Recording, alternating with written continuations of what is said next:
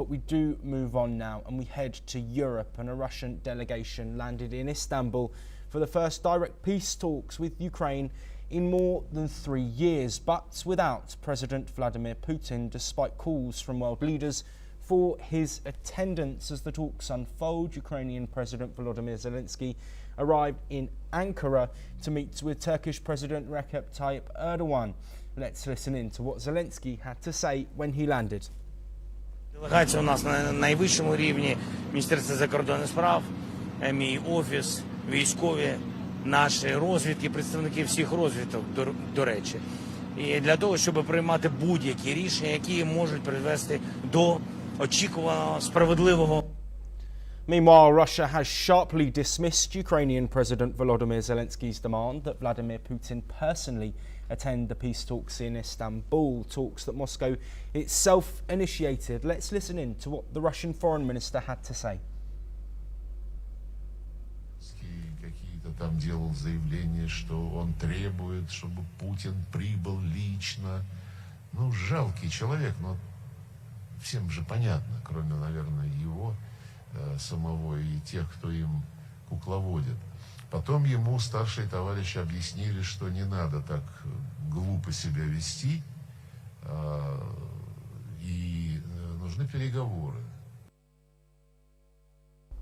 In related news, NATO members gathered for an informal meeting in the southern Turkish province of Antalya ahead of the Russia-Ukraine talks. Speaking in Antalya, NATO Secretary-General Mark Rutte said the ball is now clearly in Russia's court to take the next step in possible peace talks with Ukraine. Let's listen in to him.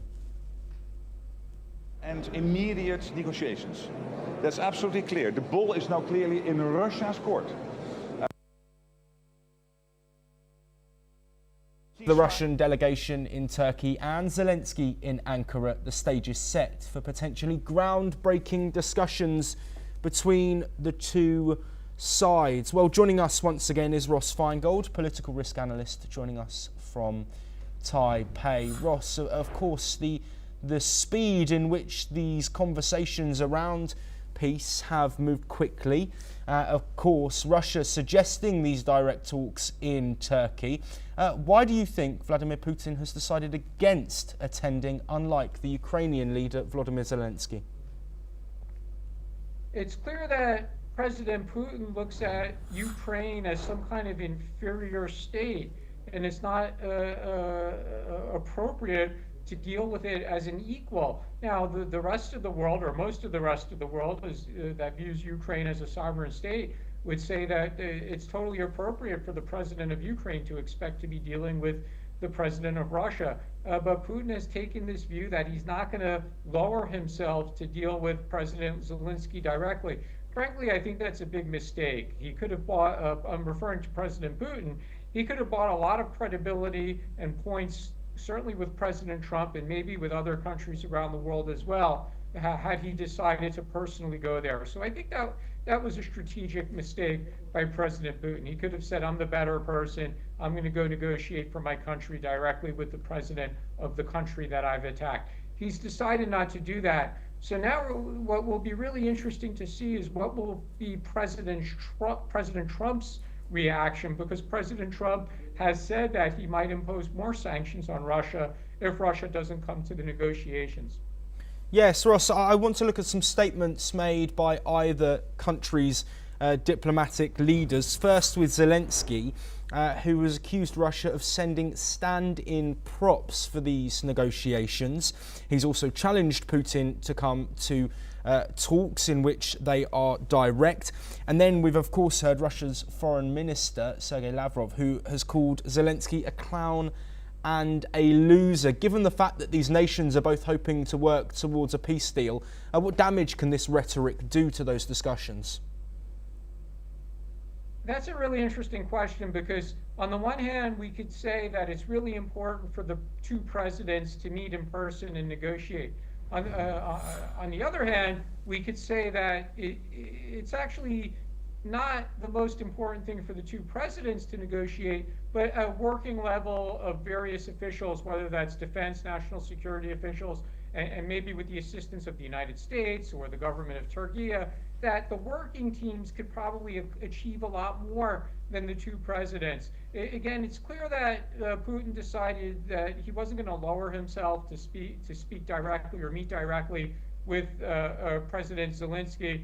And President Zelenskyy is saying, my gosh, I've used my own political capital domestically. I flew here to meet with him, and he doesn't even want to come. What more do you want me to do? So that's probably going to be a strong message for Zelenskyy to Western Europe, and will ensure Western European countries continue to provide financial and military assistance to Ukraine.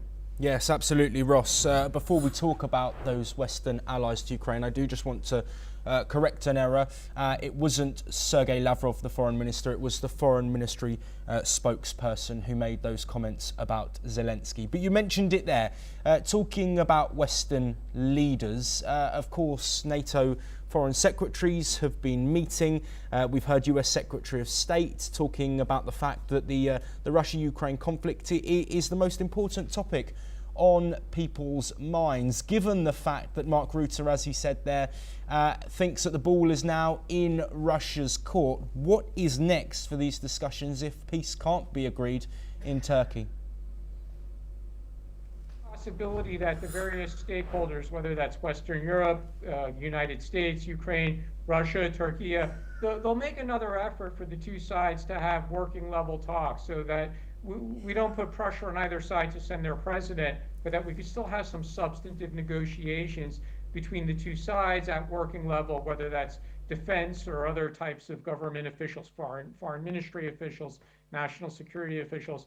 But the really key decision, though, coming out of this event today is the level of military support from the Western European countries and the United States. We all know that Ukraine relies on Western Europe and relies on the United States to provide weapons, to provide ammunition.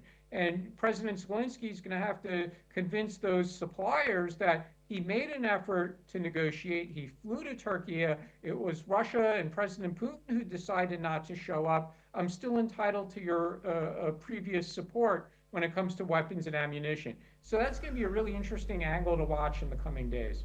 Yes, Ross, there are a couple of people that I want to highlight before we move on. The first is the Turkish President Erdogan.